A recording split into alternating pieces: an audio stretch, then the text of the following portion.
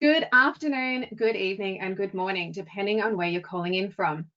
Just quickly to let everyone know that today's event will be recorded for viewing after the event. So don't worry if you've got to dash out and listen to something, go and join another meeting, that's fine.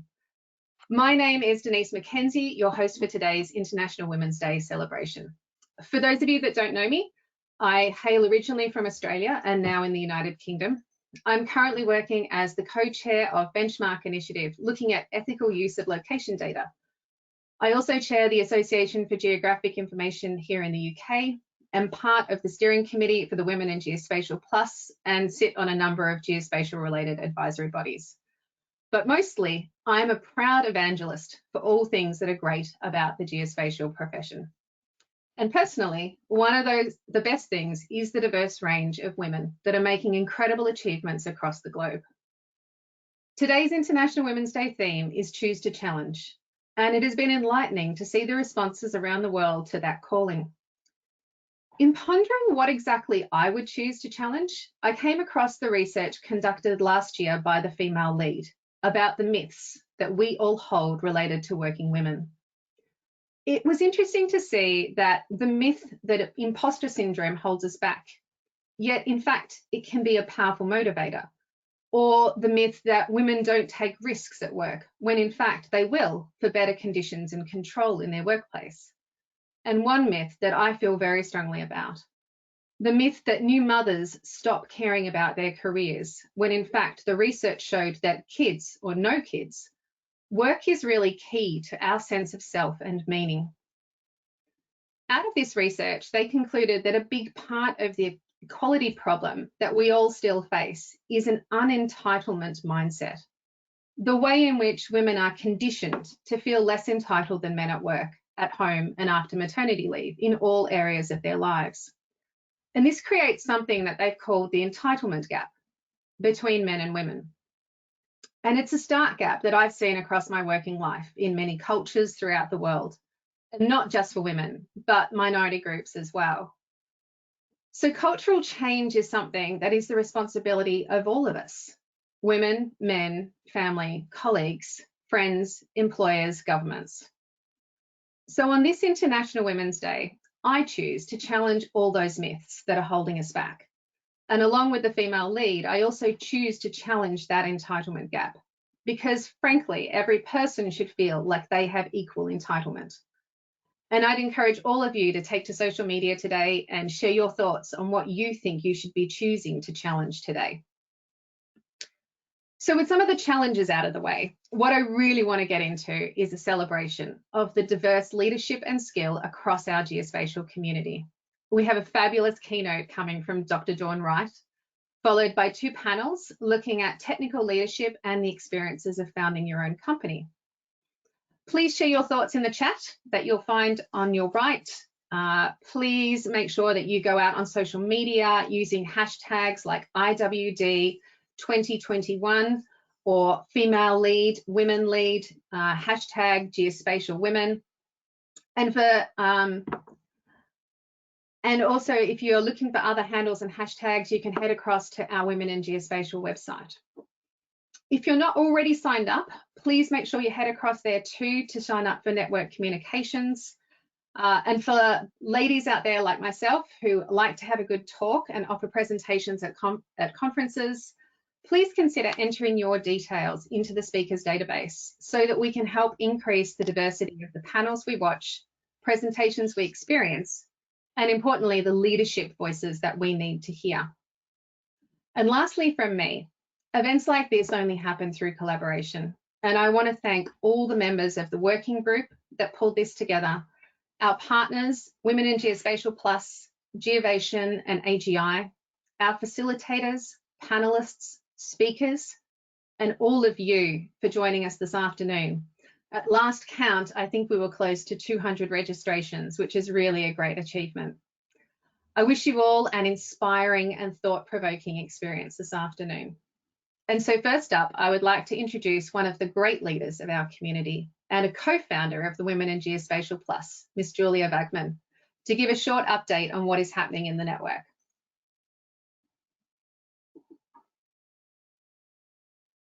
And hopefully Julia will join me on the screen.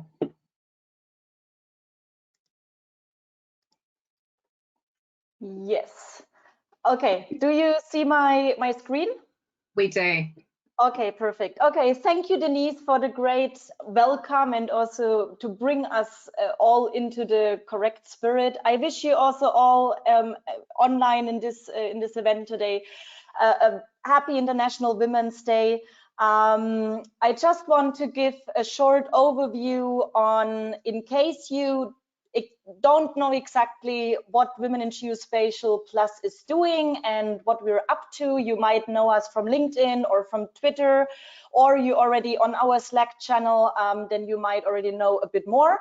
I just give a short intro to like 5 minutes about Women in Geospatial Plus before we then come to the real excitement of today's event, the keynote from Dr. Dawn Wright.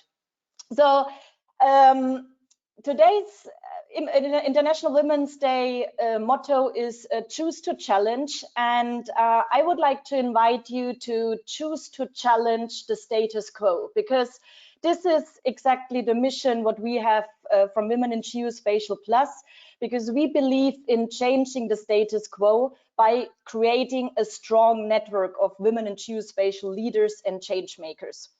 And what we do is different activities around this in order to form a strong network, but also to boost confidence, to gain professional confidence, and to work together on achieving our goals in the geospatial industry. So we do community building, so we run a Slack channel and a mailing list. We do events. Pre-COVID, we also met in person. Since last year, we organized a couple of virtual events as well which I will talk a bit in a bit. We also run a career mentorship program, which is now already in the 2nd year. So the 2nd edition has been launched last year in October. And we also advocate for diversity and gender equality in the geospatial industry on Twitter and on LinkedIn. What is important is that we are an inclusive network. So with Women Plus, we mean all people from underrepresented genders, and we also are free, and we will always be free. And Women in Geospatial is also global, and this is what we are represented by 91 countries so far, and by this week we are even already over 2,400 people registered on Slack or the mailing list. In the past 2 years, we have developed quite a few activities, I would say. So we have a speakers database, what Denise already said. We have the mentorship program, which has now around 115 participants for the 2nd edition. And we run a webinar series mostly on a monthly basis on career development topics. So the past webinar we just had 2 weeks ago was on imposter syndrome and how to overcome it. Just where we are heading to. So we are now two years old. So with the International Women's Day, we also always celebrate our birthday. And today we celebrate our 2nd birthday. And we are on the road to become a legal entity. So we plan to be registered like a non-profit organization registered in the UK. And for this, we set up an intermediary executive board, which you see of these 6 women. So including me, it's also Olive Powell, Sabrina Zito, Alina Visiriano, Jennifer Whitlaw, and Rohini Swaminathan. But we are just a part of a bigger steering committee, which you see on the right. So we're around 20 Women Plus actively engaged in forming and shaping the Women in Geospatial Plus community. And with this, I don't want to talk anything more, what I said already at the beginning, I ask you to choose to challenge, not only today, but also every day in your professional and private life, the status quo, and inspire, unite, and empower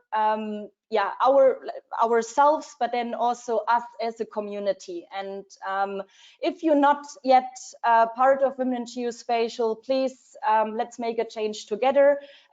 Join us, go to our website and sign up, or follow us on social media, on Twitter and LinkedIn. And very important, it is choose also to challenge, to speak up and register for our speakers database under speakers.womeningeospatial.org. And with this, again, a very happy International Women's Day, and back to you, Denise. Thank you. Brilliant. Thank you so much, Julia. And I'm really thrilled to let everybody know that apparently we clicked over our 200 registrations while you were talking. So thank you, everybody, for your participation. Now, our next speaker. I'd like to introduce somebody who hopefully for many in the geospatial community is a familiar name and a face. Dr. Dawn Wright is the Chief Scientist for the Environmental Systems Research Institute, otherwise known as Esri. What I wanted to read out to you as well, she sent me this great part here too that said, core to Esri's mission is to inspire and enable people to positively impact their future by connecting them with geoanalytic knowledge needed to make the critical decisions shaping the planet. So hence, Esri believes that geography is at the heart of a more resilient and sustainable future. And it's that last line that I just loved, because it sums up for me so much about what we do as a geospatial community. So as Chief Scientist, Dawn is responsible for strengthening the scientific foundation for Esri software and services, while representing Esri to the international scientific community. She's served on many advisory boards, including at NOAA, at the EPA Science, National Academy of Sciences Ocean Studies, and Science Advisory Boards of Conservation International, Compass Science Communication, Ocean Discovery. Dawn, I wonder where you find time to sleep in all of this. And you have one of my favorite Twitter handles of Deep Sea Dawn. So with that, I would love to invite to the screen our keynote speaker, Dr. Dawn Wright, who I also must apologize to for getting her up so early in the morning as well. But Dawn, over to you. Thank you so much, Denise. I am absolutely delighted to be with you today on this very special day.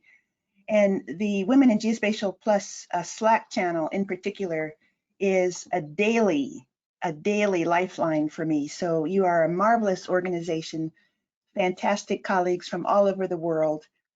Thank you so much for having me. So I'm going to get my presentation started here so that you can see the screen. And off we go. Everything looking all right? It's all right on my end. So I'm going to get started. So Actually, Dawn, happy. I can't see your slide at the moment. You can't see, okay. No. There we go, that's better. That's better, perfect. Okay. All right, so happy, again, International Women's Day and second anniversary to all of you in Women in Geospatial Plus. What I want to do this morning for me is to give you a little bit of my background, and then to launch into some of the issues, including challenging the status quo, that will hopefully feed very nicely into our fantastic panel. So in terms of my background, here is the beginning. 6 months in for me. I was born in Maryland on the east coast of the United States, but I grew up in the Hawaiian Islands, which has really shaped my perspective and my attitudes, and I think in a way my behavior. But 6 months in, I wondered, is GIS in my future? I don't know what GIS is, but I sure hope it. I sure hope so, because by that time when I was born, and getting started, GIS was born and getting started as well. But as a child growing up on Maui, I was fascinated with maps, but I was I had no idea of any geographic information system. And I was focused more on becoming an oceanographer and making the 1980 Olympic team in the long jump. And as a Hawaiian kid, I basically went through my childhood in bare feet. And so you can see one barefoot showing there as I'm doing my long jump practice. And my coach told me that I could run a lot faster and jump a lot farther if I wore shoes, but I resisted because bare feet felt comfortable to me. I didn't want to make that change. And there's a GIS lesson in there somehow, because it's not unlike GIS users who are not quite ready to leverage the new and more powerful web GIS pattern. They want to stay completely in the desktop world. But I digress. We're not going to get into that. The only maps that I knew of at that time were the maps in Treasure Island or the pages of the National Geographic. GIS was nowhere to be found in my educational experience until I landed at UCSB for my PhD. So this is my deep, dark secret, ladies. I had no idea what GIS was until I got to my doctoral program. But that was in the early 1990s. Here I am with the entering class of geography graduate students at UC Santa Barbara. And there you can see me in the yellow circle. So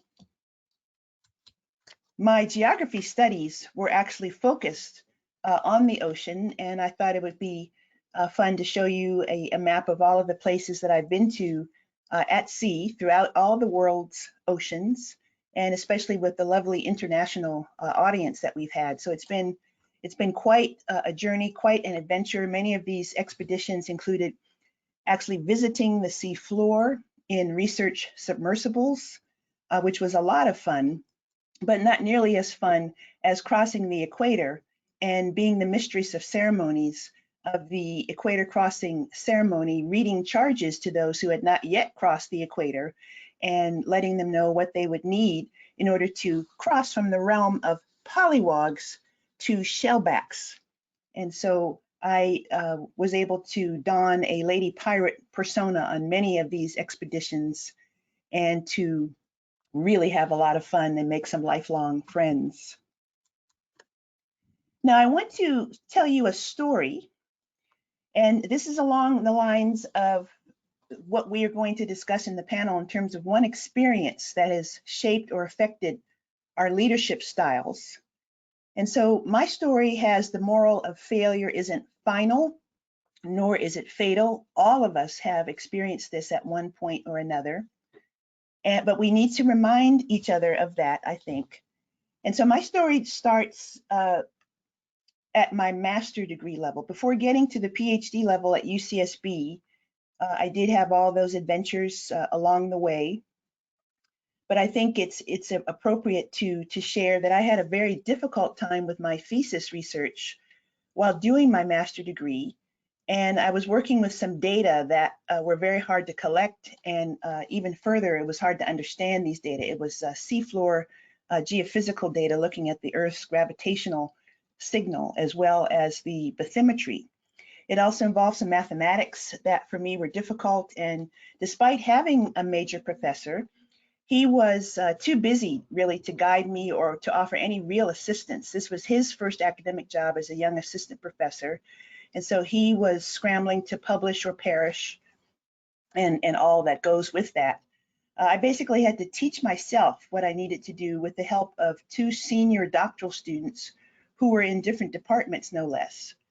Further, I had another professor telling me that what I was trying to do was just too hard, and that any further and similar studies in another part of the world were just not going to be possible. It was going to be too hard to obtain the data. So in other words, don't even think about taking what you would like to do and moving it to another part of the ocean. You just give up. Just don't do it. I don't know what to tell you to do otherwise, but just don't do this. Despite this, I managed to finish my thesis and to successfully defend it. But I was told by my major professor that although I had done a good job in putting together this study and defending it pretty much all by myself that I had barely passed. And he further told me that I should give up on oceanography, just take cut your losses here, go to business school or go to law school. Well, the rest, as they say, is history, as my first professional post immediately after getting that degree was as a seagoing ocean technician, and it allowed me to put those dots on the map that I showed you earlier. We were at sea for about 6 months out of the year, and I did that for about 3 years, and assisting with and learning about all kinds of oceanographic science. This helped to get me into that great PhD program at UCSB, and allowing me to do not only oceanography, but geography and learning about GIS. But the crux of this story is that because of my experience as a graduate student with this particular professor, I determined to get my PhD, if for nothing else, than to have my own graduate students that I could really guide and mentor properly, never ever neglecting them the way that I had been neglected during my master degree. And so at last count, I think I've advised over 50 of my own graduate students through to the completion of their degrees, including several seagoing adventures and maintaining a lab that also had hundreds of other students connected with it or going through it. And the lab, as a seafloor mapping and marine GIS lab, was called Davy Jones Locker. That lab is now in virtual only mode at Oregon State University, and you can still go there, but you won't find anyone there. Now on to Esri, and I really appreciate the lovely introduction by Denise. In 2011, I joined Esri as their chief scientist. I am considered one of the vice presidents of the company, or director as they call it. I report directly to Jack Dangerman, the CEO and founder of Esri. But I'm not in marketing, I'm not in sales, I'm not even in software development. My job is to foster a program across the company to strengthen the scientific foundation for its software and services, especially in all of these different disciplines that you're seeing on the screen, where we have a very strong scientific expertise and productivity ourselves, while also representing Esri to all of those international scientific community boards and councils. And we also do quite a bit of research at Esri as well, always in collaboration with our partners. And always, I would say, using a bit of open source as part of that. That's a very, very important part of the interoperability, the intersectionality that we need in geospatial science today. And we work collaboratively with large scholarly organizations such as the European Geophysical Union, the United Nations, and so forth. Now, speaking of intersectionality, Esri, like other companies, has a long way to go in terms of changing and challenging our company culture. And I want to salute my colleagues, several of whom are pictured on the left, who are making a big change within the company. And this is also filtering out to other organizations. But within Esri, we have our Women's Empowerment and Career Advancement Network, which is also known as WeCan. There are also other what we call employee resource groups.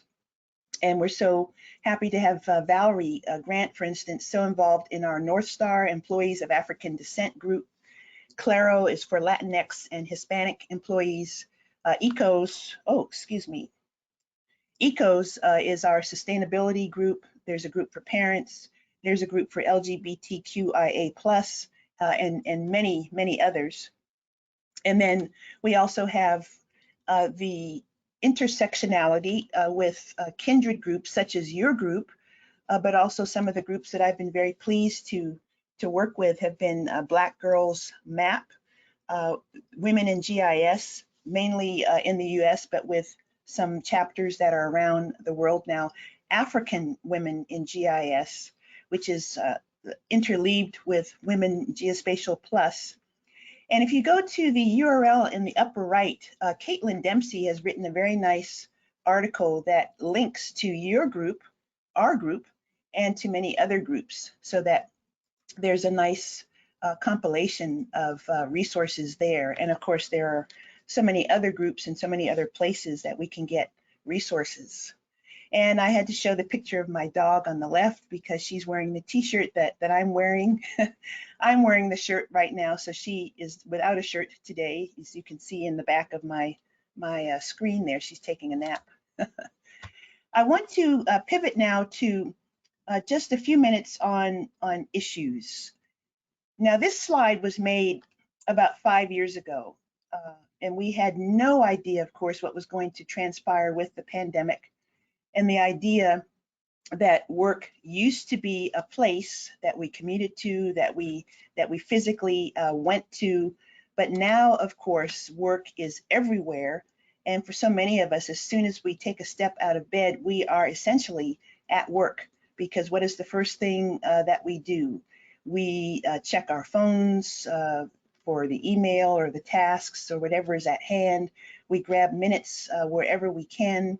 So we are all facing what is known as the tyranny of time and how to manage that time. So I wanted to say a few words about this because people often ask me what was it like to leave academia and go into industry. And one of the things I say right away is that it really didn't reduce the amount of time that I'm spending at work, but it's the same time, but doing different things, often that are exhilarating. We all face the issue of saying no in all aspects of our lives. But another tidbit is the TED Talk by Shonda Rhimes, who created Grey's Anatomy and Scandal, How to Get Away with Murder, and other great things that are on TV and in the movies. She has a memoir that's called The Year of Yes, and how she resolved to say yes to everything that scared her. So that's another angle on this. She decided to say yes to giving interviews, to making any kind of public appearance, which was extremely difficult for her. And that it built her confidence and helped her to get over her imposter syndrome. I wanted to say a bit too about keeping one's feet on the ground in the midst of all of this melee. There are only 24 hours in the day, but one of the things that has really helped me recently is to learn how to manage my energy as well as my time. In fact, managing my energy has actually been the thing that has really taken over my workplace, my work habits, and it is linked to the leadership as well, because the resource that we tend to underappreciate, the resource that is not limiting, is indeed our energy, our personal energy within our bodies, our minds, our spirits. That is all renewable. So we have to find a way to invest in it. And this is actually part of prioritizing our self-care. We know very much all about self-care, even though it's hard to implement it sometimes. I love what the civil rights activist Audre Lorde said about self-care being a radical act, even an act of political warfare, because I'm no good to anybody else when I'm not good to myself and when I'm not able to function. So I would like to offer that up for consideration and discussion. And you'll see at the bottom of the slide, there is the link to a blog post that describes this in a wonderful, wonderful way. Now, I keep my feet on the ground by staying young with building Lego blocks, Lego bricks into creations. I love doing this, and you can see by the background behind me, I've got several of these, and it's one of the ways to really, for me, to really relax, to detox, and to just have fun. Because in the end, career suicide is not as bad when you consider the alternative is suicide by career. This is a quote from a very powerful film, Miss Sloane. Jessica Chastain was the actress. It was released in 2016. It's, again, a very powerful film. And she says this at the very end of the story when she has resolved to take a new path. and to indeed think more about self-care, and I would dare say managing her energy and what is really important to her. So this is certainly about personal health and life balance, but I would argue also that this can apply to managing the power imbalances that are within our organizations, our spheres, and we'll be talking about these power imbalances in the panel. And I love that Denise brought up the entitlement gap issue as well. So this is what I have to share, and I have compiled these slides for you and the notes at this URL, which you can download right now if you would like. And I thank you so very much again for allowing me to be part of the kickoff for your terrific event. So thank you very much again. Thank you, Dawn. So many interesting things to take from your presentation just then. Just so you know, I was a barefoot child as well. I actually got sent home from primary school once in Melbourne for turning up to school without my shoes on. So a bit like you, years and years on the beach. And I have also got my Lego in the background too. So it's one of the things that I totally agree with a self-care. Entirely encourage everyone to do that. It's perfect. I need that mug. Brilliant. So as Dawn mentioned, we've got another great panel coming up now. And so with that, I would like to invite Gala Camacho to our screen to introduce our panelists, and just a little bit about Gala while she's coming onto our screen. So she's a data and analytics strategy advisor who's part of the Women in Geospatial Plus steering committee, is also on the board of Women in STEM in Australia, and she works in the urban analytics space and is interested in open data and how to build responsible technology. So with that, Gala, I will let you introduce the rest of the panelists. Thank you. And hello, Dawn, and thanks for agreeing to be in our panel. Really excited to have you, and to you've already touched on a lot of the topics that I think we want to discuss. So that's really exciting, almost introduction to the panel. So before, I guess I'll introduce, first off, I'll introduce Dr. Clara Mundia. Clara, if you want to turn your video on so we can see you, and in the meantime, hello. Dr. Clara Mondia is the Location Analytics Department's head at Dalberg Research.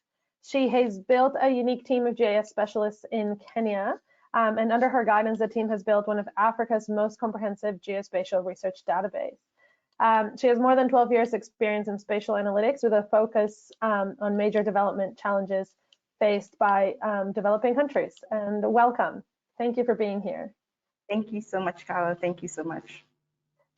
And next, if you could turn your video on, Emily, and I'll introduce you. Yes. Hello, Emily. And again, thank you for being here. Emily Sellwood is a senior geospatial software engineer at the satellite applications Catapult. She enjoys helping people make more use of geospatial data, and with nearly 15 years of professional software engineering experience. Thank you so much for being here. I also want to mention that Emily and Clara are part of the steering committee of Women in Geospatial, and so as a fellow member of the committee, I can attest for how awesome it is to have them around, and really excited for all of you to get to hear a little bit from them. Great, so I'll get this kick started because we don't have too much time. And so first off, I want to say thank you to all the organizers, because a lot of things have been put into the organizing of this event. And I guess I want to mention that the reason I suggested this panel for this day is because I think very often we talk about all of the issues, and I kind of wanted something very tangible to take away from today. And I want to talk about exactly how do we lead, and how do we lead differently from each other, but also from what we've been hearing of leadership in the world for basically our whole lives. And I want to start with just a poem by Rupi Kaur about women, and it just reads like this. Women have been starved of space for so long that when one of us finally makes it into the arena, we're made to feel there isn't enough room for all of us. that if we're not careful, another woman might come along and take our spot. But space doesn't work like that. Look at all the men in the arena, getting stronger as their numbers multiply. More women in the arena means more room for all of us to rise. And I really this poem just really speaks to me about creating space for women voices, but also for a diversity of women voices in geospatial. And so with that, I would like to start with the question of what do you look out for in technical leadership in our field? And I'll give you a break, Dawn, because you just spoke for a while, and I'll have Clara start, please. Yeah, so thank you, Gala. What a wonderful presentation, Dawn. I just wanted to say thank you. Definitely look up to you and everything you're doing. So yeah, great to have you on this call. But yeah, to answer your question, Gala, I think there are three things that I think about when I consider leadership, either through myself or through people above me. For one, I think, in GIS, when we're working, we oftentimes don't really know the extent of our skills. So having a technical leader who has the know-how to tease out untapped skills, for me, is a definite plus. But then also looking for someone who gives you autonomy to sort of develop and create and be innovative at the same time. So not trying to micromanage the process, because sometimes as technical people, we feel like our way is the best way, and we always want to share with you what it is the best way to do something. So being able to allow your team, or for me, being able to be given autonomy to sort of build my own hypotheses or my own conceptions are really important for me, definitely. And it allows me to foster ownership of the work that I'm doing. And then I think the last thing, which is important, is knowledge transfer. Many of us who come out with GIS degrees are only given the foundation, the very basics. And so as we're going out there in our internships or our attachments, we really need to learn from the people who are above us, who've already kind of made some of the mistakes that we're likely to make. And so that knowledge transfer is super important for me. Right, thank you. Really, really nice comments there around autonomy and ownership. And I particularly like the knowledge transfer. I think that's a big gap a lot of times between the junior and the senior people within a team, but even sometimes just within a larger company where it's hard to access that knowledge. Yeah, so Emily, do you have any thoughts around that? Yeah, I really agree with lots of what Clara said. The big one for me is the learning and the teaching thing. It's no good having this person that can sit there and be, yes, this is the thing, and it's all done. If that person then goes on holiday and no one else can do it. Because I've been there, and they were all sat around trying to figure out what the heck they've done. And you've got this. You need to be able to pass on the knowledge. You need to be able to explain the why of everything. It's not just sort of, oh yes, we're going to do it this way. It must be. You really need that kind of, we're going to do it this way because we did this project. This happened. We must make sure that we avoid this pitfall and these two traps. And that kind of that knowledge, but also that willingness to share the knowledge is so important in a leader for me. Yeah, I think that's my big one.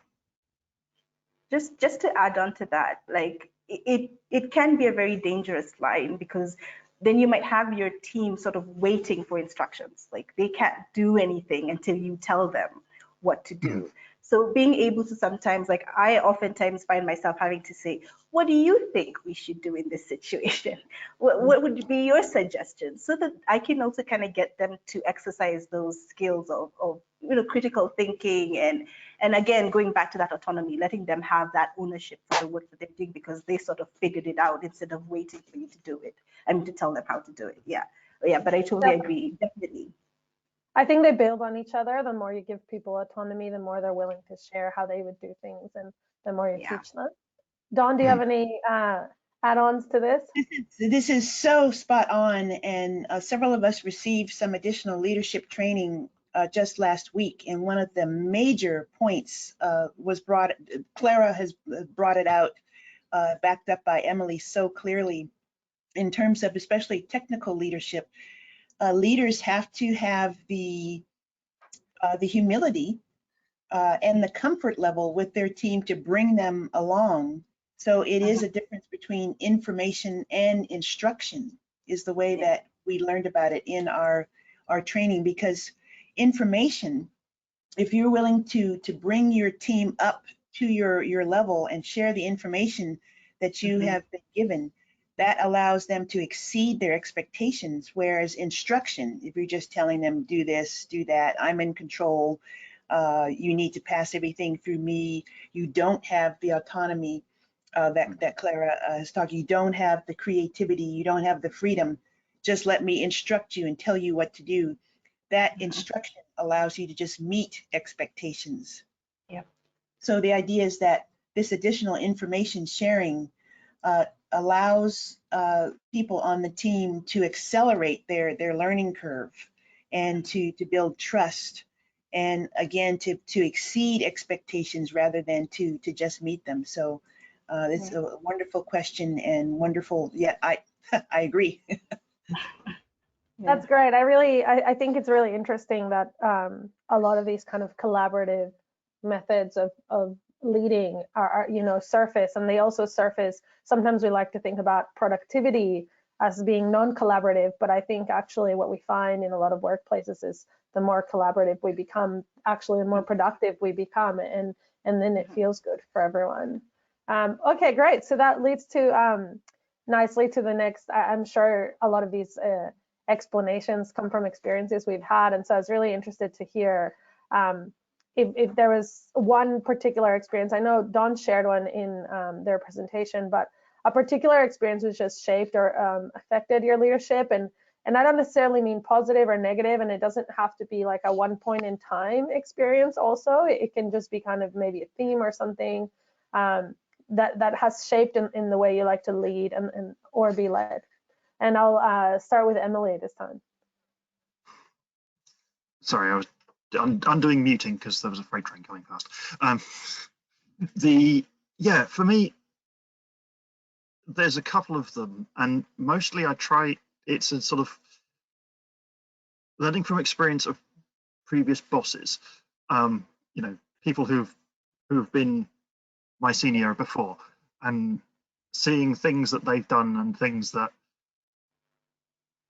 they've just not enjoyed as well. It's because you know when someone's not enjoying their job. It's pretty obvious when you talk to somebody and they're not that happy about things, and you can kind of. I've had a few over the years where the way they've worked on things, and they're not happy with it, and that just kind of work from that and go, yeah, I definitely do not want to be like that guy, because oh god. Yeah, that's great. That's almost learning vicariously through other people's experiences with things you don't want to be doing. Yeah, that's great. Try that one. Dawn, did you want to add a different experience or elaborate on the one you mentioned in your presentation? I'd be keen to understand a little bit also, maybe if it's not just the experience itself, but maybe how it's affected your leadership too. Yeah. Yes, well, the one thing about the experience is exactly what Emily just said. You don't want to be like that person. You don't want to mentor or to lead like that, if you could call that mentorship or leadership. And the next part to my story is that in my doctoral program, I had an advisor who was the epitome of good leadership. And I actually mimic his leadership style to this day. And part of it is the cadence at which you're communicating with your team. He drew us in and met with us individually every single week. And so you had time to get to know each other, to trust each other, to talk about roadblocks. And it wasn't like 6 months piles up and you're unhappy, as Emily has talked about, and then it all comes out in the wash in terms of a poor product or a poor performance.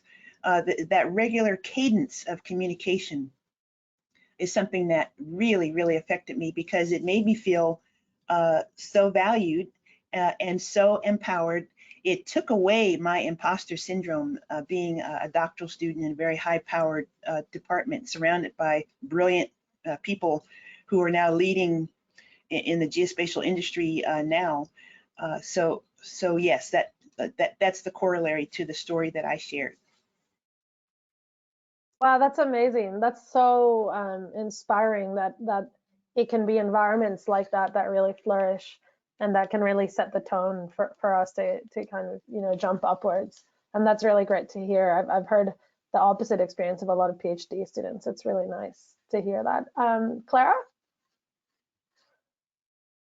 Yeah, so I agree with everything Emily is that I've had that boss that I was like, how is he allowed to even be a leader? It's like, how is this even happening right now? And I've also had a very difficult PhD process where I felt abandoned by my advisor on so many levels, and even till this day, it's not just getting the PhD, but realizing that I did that by myself, literally, because I had nearly no help directly from my advisor. But I would say that the thing that has definitely shaped my leadership was an event that happened when I just started leading, when I started being a manager. And I was hiring an intern for the department. And when we were going through the interview process, she started crying. She just broke down and started crying. And I was shocked because I did not know why she was crying, nor did I know what to tell her. You know, I was just so unsure. And she was bawling. She was like, I know I'm not answering these questions right. I know I have no correct answers that you're for the questions you're asking me. I feel so like, I'm so sorry. And she was just, she just broke down. And I was there with someone from the HR department. We gave her some tissue. We told her she's fine, give her a couple of minutes, come back and see if she was ready to continue with the interview.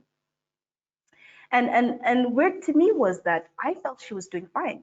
At the intern level, you don't expect someone to come with 10 years experience. And, but I think she felt like a lot of the questions that we were asking her that she may not have had answers for were just questions that we needed to sort of feel where she fit within the department and how we would be able to grow her once she got in.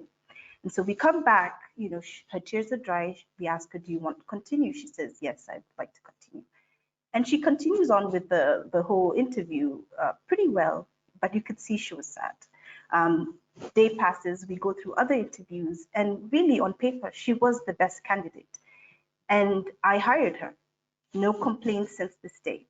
And what that experience tells me is that the pressure or sometimes the desperation of wanting a job overtakes us. And some of us, as women or even men, our release mechanism is to cry. I know when I get angry, I can cry sometimes, And so what it has taught me is that you cannot remove the humanity from leadership. You have to understand that does not speak or should not be a reflection of anybody's capabilities, because she is actually quite good at her job. And I have been there where I've gone to the bathroom and cried myself because it was just a tough day, but that didn't make me less of an analyst. And so whenever I am in this leadership position, I keep telling myself, remember that they're not just assets to you in that they can do the things that they can do, but they're also humans too, and to always keep that in front of my mind. And so that even till today comes up in my head oftentimes when I see that emotional and humanity come out of my team or from people around me, just to remind myself that, yeah, this is part of the deal. This is the package you get. Yeah. Yes, that is a very wonderful answer. I think that really highlights this this weird thing that has developed in the workplace, where we have to separate our human self from our robot working person that actually ends up hurting our work rather than letting it freely inform our work and like freely empower us in our work. And I think that's a really I mean, it's a sad but great kind of story.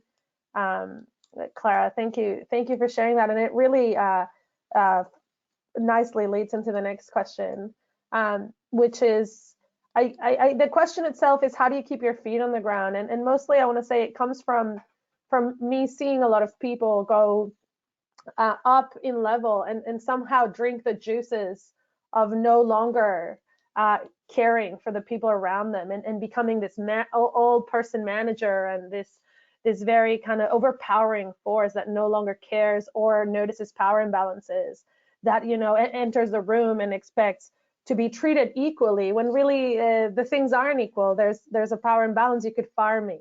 So do not expect me to act like that is not the case anymore, because it actually is just not true. And I think that's where the question comes from me, and kind of also it's a bit intertwined with how do you relate to those people who are not like you? Because as we make the workplace more diverse, we will end up leading people who are very different from us. And that is a great thing, but how do we do it without imposing ourselves on them? And so I'll start that one off with you, Dawn, and you know, how do you keep your feet on the ground? How do you check yourself to do that, to continue considering your power in these teams and conversations? Yes, I think it's part of it is being allowed to bring your whole person to work. And so I'll be honest, I was not allowed to have my Lego models in my office at Esri. I wasn't allowed to fill up my office with Legos. That's another situation, part of corporate culture. But here at home, I'm surrounded by them. I'm surrounded by color. I'm happy and I'm productive accordingly. And I think Oliver Wendell Holmes said, so many of us go to our graves leaving our music inside of us, and that has to be let out. And we have to have a work environment and a leader who is willing to let that out and to draw that out among team members, and to realize that we've got diversity in many, many different ways. It's not just the sex or gender, our ethnicity or race, but in terms of our hobbies, our work styles, our learning styles, what we do for fun, what movies we like, what music we like. I had a wonderful discussion with a young lady that I'm now supervising at Esri about music, and even the unconscious bias that is there with the music styles that we have.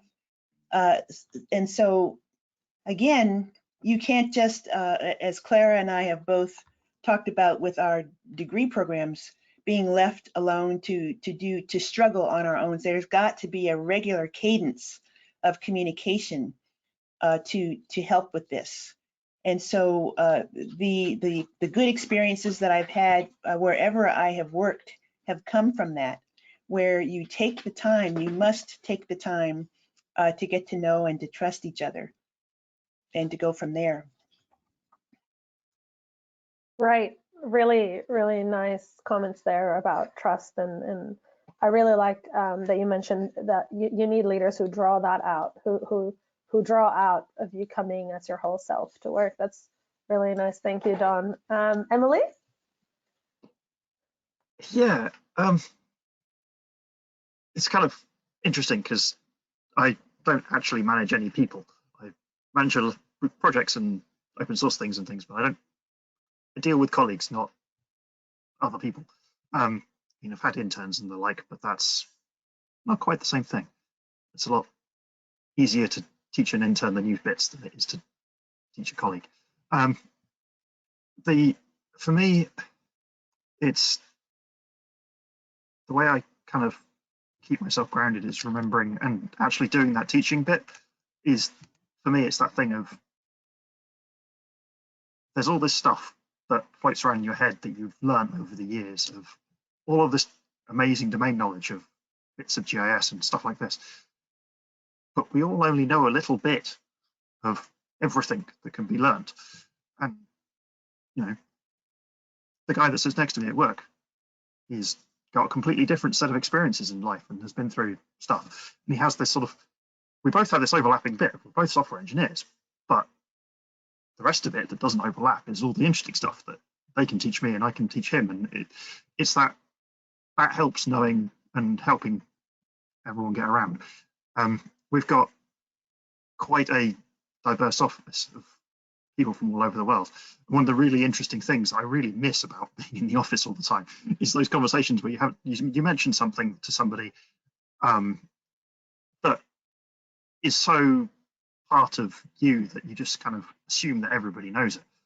And then you end up having this massively long, hour-long conversation with them explaining what the hell you just meant, because it's like they're going, what are the clangers, or whatever it was that you just mentioned. And yeah, that's the one bit of offices that I really miss, because it does bring everyone back together again. There's always that stuff that you know that they don't know, and they know stuff that you don't know.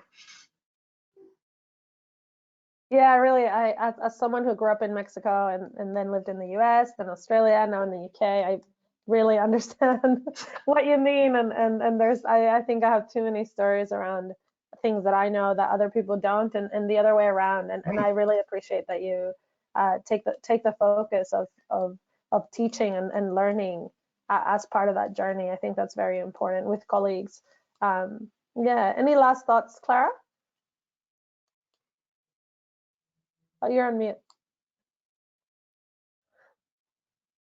Yeah, sorry about that. I was like, this is something I actually struggle with, because I'm so hyper conscious of not abusing or in any way showing off my power. I've been under someone who did that constantly, and it just was very off-putting. And I have seen, even in my career, managers who actually take kudos or congratulations because they are the face of the work, yet they probably only did 5% of it, and in those situations, it's really hard for subordinates or team members to actually step up and say, actually, he really didn't do that, or she really didn't do that. And so you really chug most of the thanks, because you have that power and that nobody really feels comfortable to step up.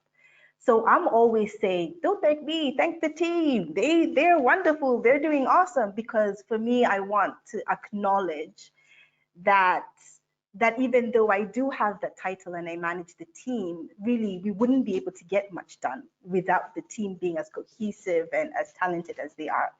And so I'm very sensitive about that, and making sure that I also allow people to express themselves. Even though I'm your manager, I need them to feel comfortable enough to talk to me when there is actually something wrong, even if it is me who is the problem. So oftentimes I would be like, feel free, even if I'm doing something that's annoying you, I might not know I'm doing that.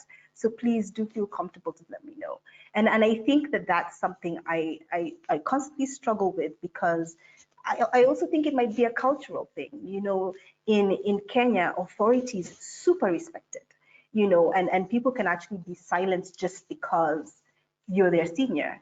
And I don't want to be in an environment where I feel like my team or my coworkers cannot talk to me because of that power imbalance, So yeah, I'm super sensitive to it, and I'm constantly working on it, making sure that there is a flow of trust and the ability for people to talk and have conversations. It is important, and I think it's also hard to come to that conclusion. So it's really nice to hear that you have. I think it takes a lot of self reflection to come to the conclusion that you have to keep thinking about it, and then you have to keep mentioning to people, and that people forget that they're that you are open, and you kind of have to keep pushing them for that. And I appreciate that you do that in your leadership, Clara. So that's the end of the questions, and I don't want to keep anyone too long, but I did want to say, did anyone have other last thoughts Dawn or Emily to close with? Okay, well, thank you so much for, oh, go ahead, Dawn. Oh, I was just going to say I was going to give the floor to Emily if she had some closing thoughts. No? Okay, Nope. so I'll say that we are living now in this new era where we're having these conversations. We're having so many of these good conversations on these webinars, these groups like Women in Geospatial Plus. For some of us who are older, this was nowhere. We had nothing like this. So everybody soak it up and take it into the field, so to speak, into your offices. And there's a hashtag going around, embodied solidarity, where we are in solidarity across all of these different countries and cultures. We link with the other communities that are lacking of power, and good things are coming because of it. Honestly, all of you, I could have listened to that panel for most of the rest of my afternoon. There were so many good takeaways in that. Gala, thank you so much for facilitating it, and to Dawn and Clara and Emily, thank you so much for your insights into everything that is there. I've got pages worth of notes here on everything that you guys have said. And thank you all of you just for sharing your time this afternoon as well and celebrating with us. Dawn, I know that you have to dash off to yet another event, so I imagine today is fairly busy for you. But thank you everybody for joining us this afternoon. Thank you, Denise. Thank you everyone. And thanks everyone. That was great. Thank you. Brilliant. Okay, now as we say goodbye to our first panel, I would like to introduce the facilitator to our second panel for the afternoon. So the facilitator today is potentially a new face for many of you in the geospatial realm. This is Carly Morris, and she's the head of Geovation at Ordnance Survey. So she heads up Geovation, which is a community now of over 1,500 startups, investors, corporate innovators, and developers who all understand the power of location data. Carly has led innovation initiatives in aviation and logistics industries, and was recently also named a Tech Women 100 winner. So with that, I will hand over to Carly, and she can introduce the rest of the panel. Lovely. Thank you for that introduction, Denise. That was great. Hello, everyone. Good morning, good afternoon, good evening, wherever you are in the world, and happy International Women's Day. Thank you for having me here to celebrate with you today. Now, I'm sure as many of you are aware, the startup scene isn't exactly balanced when it comes to gender. And according to TechCrunch, in 2019, around 28% of startups were founded by women, and less than 3% of all VC investment went to female-led companies. And this is despite the fact that startups set up by women performed 63% better than those solely founded by men, according to the European Commission. That's a statistic for your back pocket. But here we are in 2021. Kamala Harris kicked off the year by becoming the first female vice president in the history of the United States. Whitney Wolfe Herd has just become the youngest female CEO to take a company public.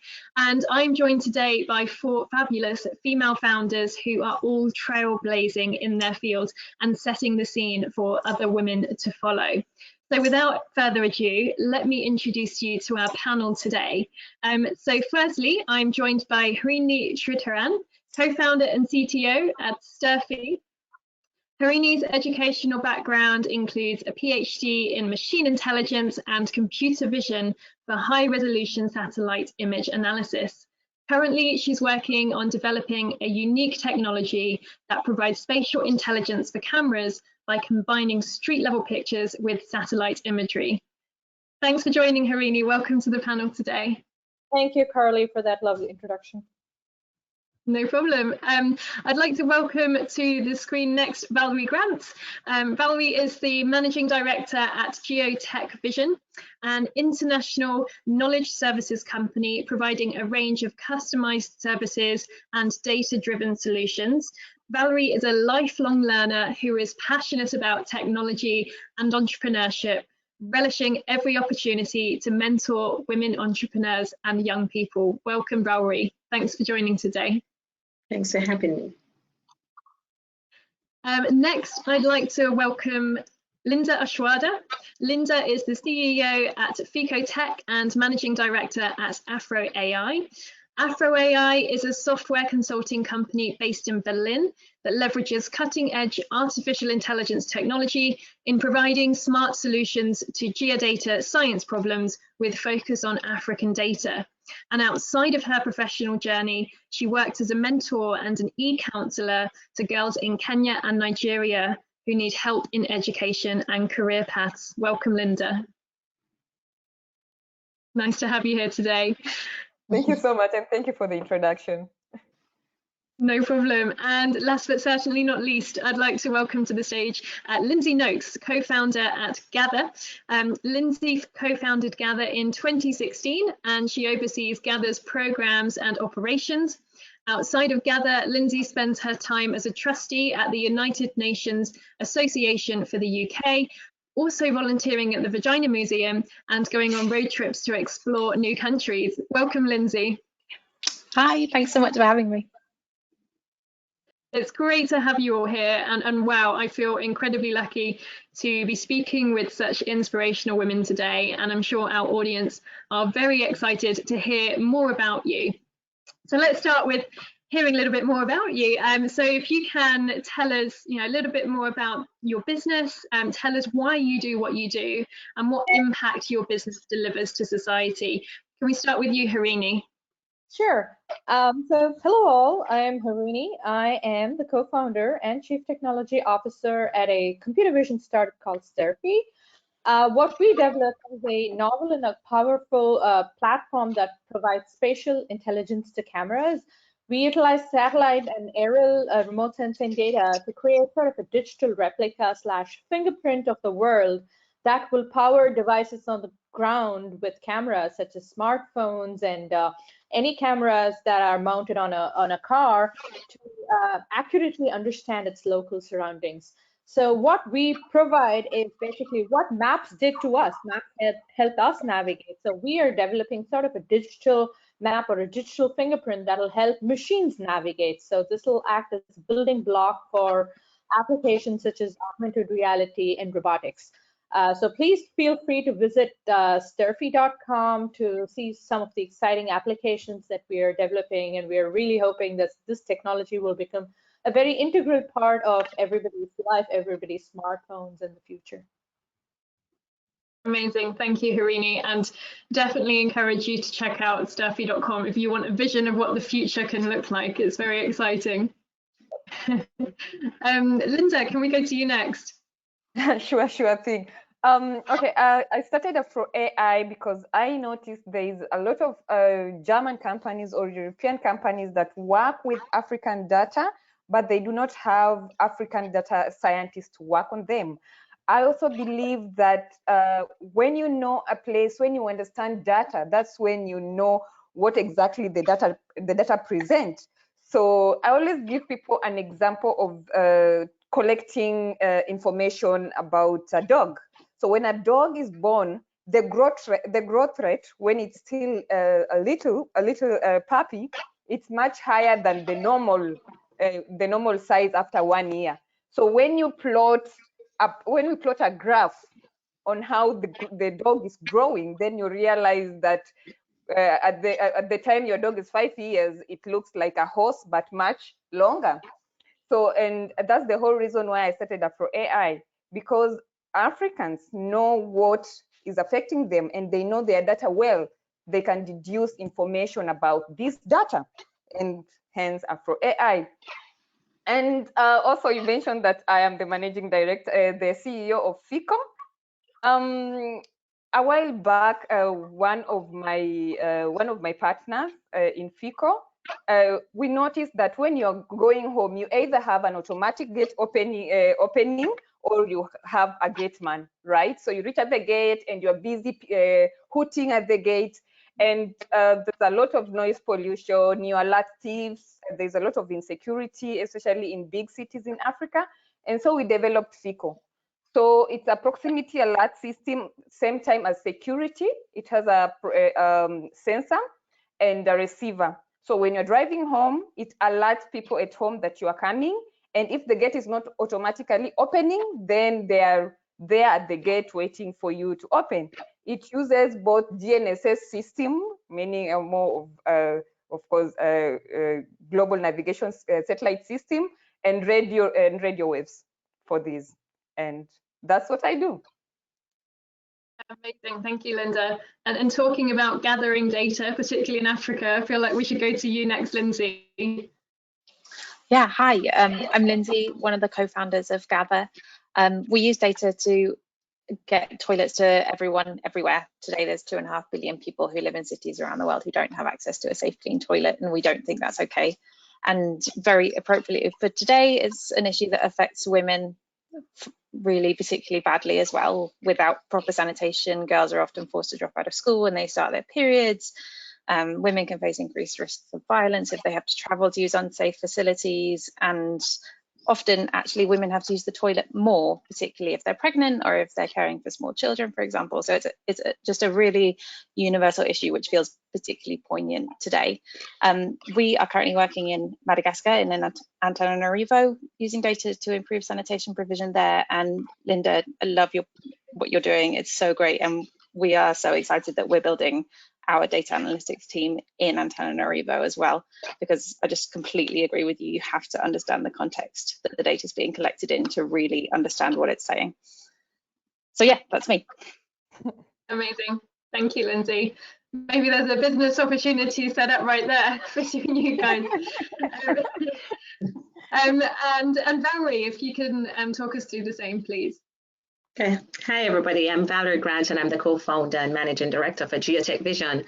And we use all our geospatial applications to really focus on reducing inequalities and building a sustainable future. So we use our technology to solve real problems, just like you've heard some of the problems, but we focus a lot on the Caribbean region.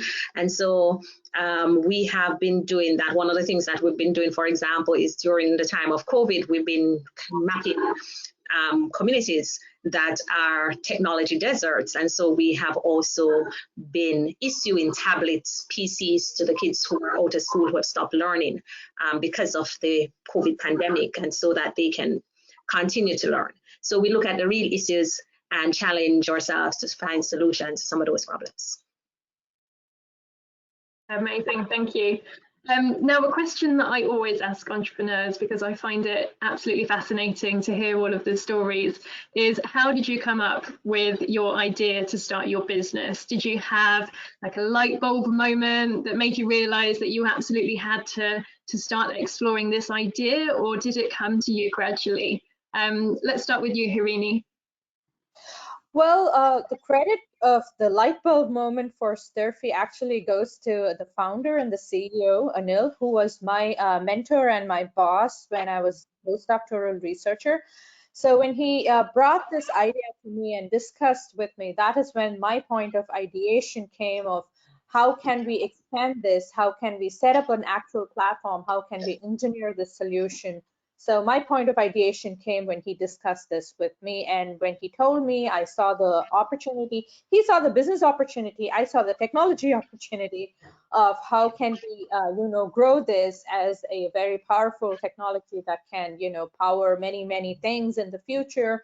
How can it grow? And one of my personal life goals was to form a dream team. And with the team, sort of, develop this something that is very useful for people. As a researcher, I was a scientific researcher before this, and as a researcher, your goal is to not stop with publishing papers or developing something that just gets stuck in your computer, but you want to get it in as many hands as possible, and something that will change people's lives. So when we first discussed this idea, things started kind of mapping out in my head on where all this could go and what all can be done with this. And so I really wanted to be a part of this. So he asked me if I wanted to be a co-founder, and I immediately jumped on the boat, and I told sure, and I would love to support and be an integral part of building this up into an actual company. So, yeah, so that's how it started. So now you have your dream team. Yes, I do. I definitely have to say I do have a dream team. Amazing. I'm going to ask the same question of you, Lindsay. I'm very interested to hear, how did you find out more about this problem that the Gather explores and decide to really do something about it? So we started off as a research project, not out of university, but just a kind of philanthropic one. And we basically started by talking to everyone that we could in the sanitation sector who would let us buy them a coffee. And we really tried to understand what their pain points were, what was holding them back, what they saw as kind of the key issues that were affecting the entire sector. And this issue of information kept on coming back again and again. It wasn't what we were looking for. It wasn't what we were expecting. So I would say it took a while for us to realize that that light bulb was there.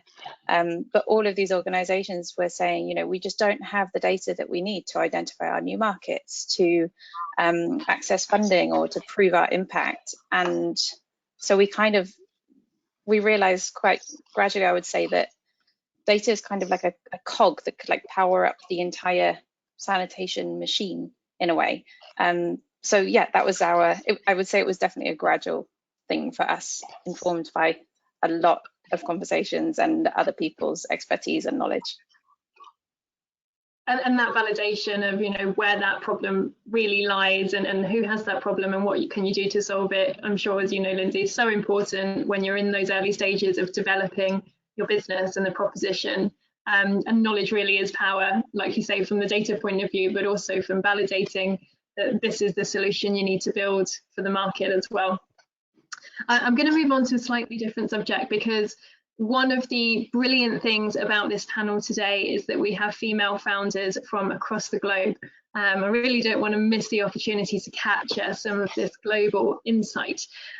So I'm interested to know, what challenges have you faced as a female founder in each of your countries, and what support have you found as well? Has there been anything locally for you that has really helped you to grow your business? I'm going to start with you, Linda.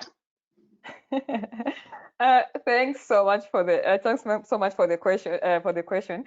I mean, I literally work in two countries, in Germany and in Kenya, and both of them I have different challenges. They will intersect to a point because I'm a girl, I'm a woman, but let's start with German. I mean, most of the people here in German will look at, okay, where did you study? And they will look at what are you doing? And if you meet them and you talk to them, they will develop that trust. So without meeting them, then there will be no trust. So that is one of the challenges that I faced. I have to meet someone first for me to build trust, to get work, but just not do a blind email or just like on LinkedIn or on email. I'm like, hi, I am Linda. It never works. Yeah. And especially like they look at Linda and yeah, she's a girl, and they look at Aschwarder. It sounds Polish or it sounds Russian. And they're like, but she's black. So yes, I've experienced that black issue. I remember there's a time I went to a conference. There was a former president of Germany, and when I arrived at the conference, I was talking to this gentleman, and he reached and greeted me, and he asked me, "How did you reach here?" And I was like, "Oh, there's a bus stop just outside the hall." And he's like, "No, how did you reach here?" And I'm like, "You can also take a taxi." I'm like, "No, you don't get me. How did you reach here? Do you work at the embassy?" And I tell him, "No, I don't work at the embassy. I'm the managing director of Afro AI. That name there, Afro AI. I'm the managing director." And he looks at me and he's like, "Oh, okay. I thought you work at the embassy." And why? Why did you think you look at the embassy? And he's like, "Yeah, you look the part that works at the embassy or do marketing." And somehow it felt so offended. And I asked, don't I just look like a normal girl who can do technology or who works in the technological field? So those stereotypes are also part of the challenges that I faced. In Kenya is more the fact that I'm a woman. So you just don't arrive there and talk to a man and they will be like, "Ah, sheesh, she's a woman. Yeah. So most of the time, those are the huge challenges that I face. But there's a lot of groups that, of course, can help me as a woman. They uplift me, of course, and they put me on the face and they believe in me. So, yeah. And I think that's so important that we have those supportive communities who really champion women and change the face of what someone in technology looks like, and what a founder of, or an entrepreneur really looks like. And the more visible those role models are, the more it will become the absolute norm for schoolgirls out there to think, yeah, I can do that too, and that's what an entrepreneur looks like. Amazing, thank you, Linda. I'm going to go to you next, Valerie. I'm interested to know the same question. What kind of challenges have you faced locally, but also what support have you found? So I could echo a lot of what Linda said, but so there is definitely a boys club out there. And as the person who started the first female-owned and operated geospatial technology company in the Caribbean, when we started that in 2008, it was unheard of. And so definitely a lot of times deals would be made in different circumstances. It would be things that were supposed to be tendered were sole source. And so we had to really show our worth, and we had to put in 150%. But what happened is that when we got our foot through the door and they recognized the quality of our work, then we had repeats. And so that started to slowly change the perception. So that's one thing, the whole gender bias. I'm in boardrooms, I'm sitting on boards, and a lot of time the gathering is addressed as gentlemen, and I'm thinking, I'm here, right? They can see me. So there are those things that happen. It's also the matter of, even on the financial side, men are generally taken as bigger risk takers. I remember one of our biggest projects, and we just could not get funding. And I had both male and females telling me that, you know, we were suffering from overgrowth. And I'm thinking, no, the only thing we're suffering from is that I have talented people, but we just don't have the money right now, you know? So there is that kind of thing that happens. But happily, the perception is slowly changing. And I recognize that we have to be deliberate about it. So one, it's about recognizing that we as entrepreneurs, as female founders, have to be deliberate about it. It's also the supportive system that were there, interestingly, were my male counterparts, my colleagues who understood the value and recognized that, you know, it's important to have some kind of level playing field. So it's also important to have that he for she kind of support as well.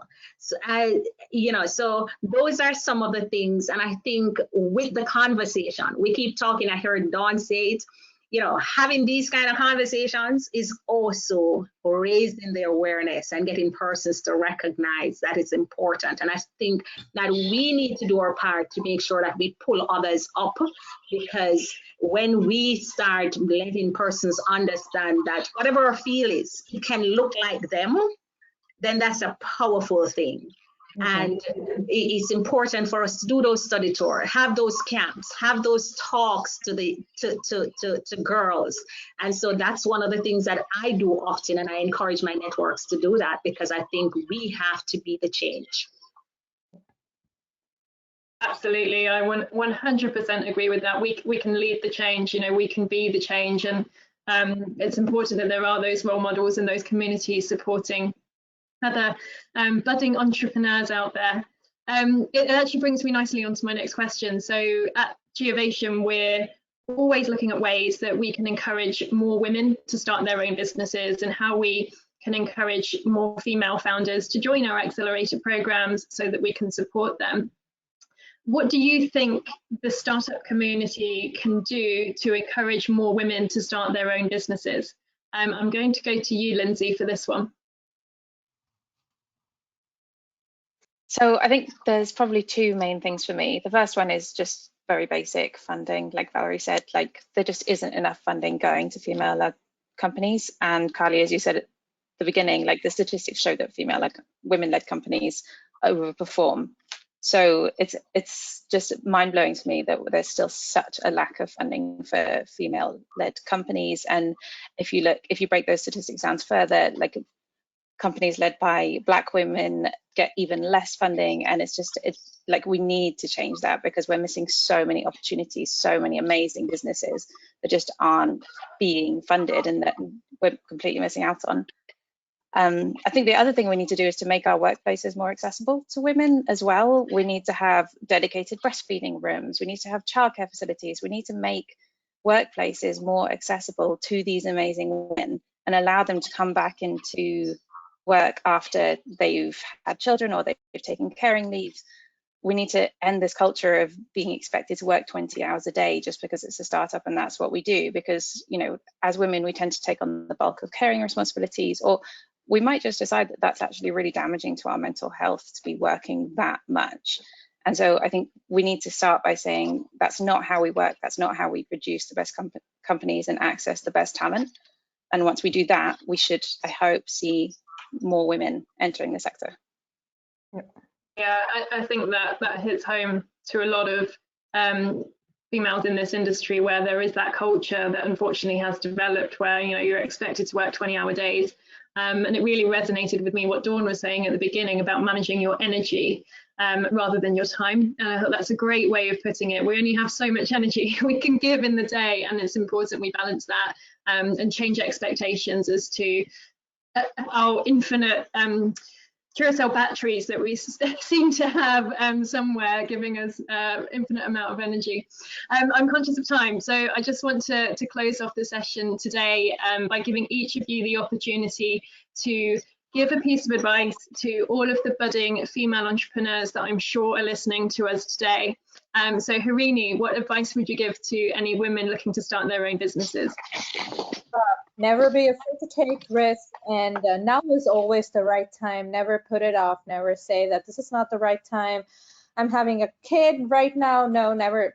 Now is the right time. Start now. Amazing. Thanks, Harini. Linda. One thing, when you fail, just wake up again and continue. When you fail again, just wake up again and start. When you fail again, just wake up and start. And that's how you do. I had like 5, 6 startups that failed and failed and failed, but I still woke up every day and continued. Yeah. Amazing. Thank you, Linda. Valerie. I would tell them never to downplay their dreams, or, you know, just dream, believe, achieve, be authentically themselves. And also remember that no man is an island, so you can't do it alone. So surround yourself with the right people, and it's important to collaborate to innovate. Amazing. Thanks, Valerie. And Lindsay. I would say it's done is better than perfect. I see so many women holding themselves back because they don't think that what they're producing is good enough, and it's just not the case.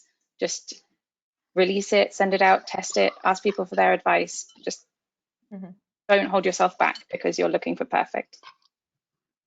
Yeah, absolutely. And I think several of you mentioned that asking for help is so important. We forget that there are people out there that are willing to help us, and we should absolutely be using that. I'm really gutted that we've run out of time, because I could talk to you ladies all day long, but I want to thank you for joining the panel today and for being such an inspiration to all of the women out there who are considering starting their own businesses or are along the journey as well. It was wonderful to celebrate International Women's Day with you, so thank you. Thank you so Denise, much. I'll hand it back to you. Thank you. And all I can say is my thanks there as well, Carly, for such an incredible panel, and to all of you for joining this afternoon. I've taken up reams of my notepads with all of these ideas. I wish I had more space on my Twitter feeds to be able to push it all out in terms of what I've learned this afternoon. It's incredible. But really what I would say is we've had incredible attendance this afternoon. It's been really consistent. So I know that there's a lot of people that have been sitting here this afternoon listening and learning, and hopefully really being inspired by everything that everyone has been talking about too. I would say as well, some really big things that I've heard this afternoon is get involved in the conversation, you know, be part of the change in what we're trying to do around the world. but support each other and be that male or female. You know, it was really nice to hear that sort of he for she support is just as important here as it is about supporting female to female too. So think about those, think about what your choice is to challenge today, and get out and be a voice in that too. And with that, I wish everybody a happy International Women's Day. Go out and enjoy it, and we'll see you at some point again the rest of this year. Have a lovely afternoon or evening or morning, everyone. Thank you.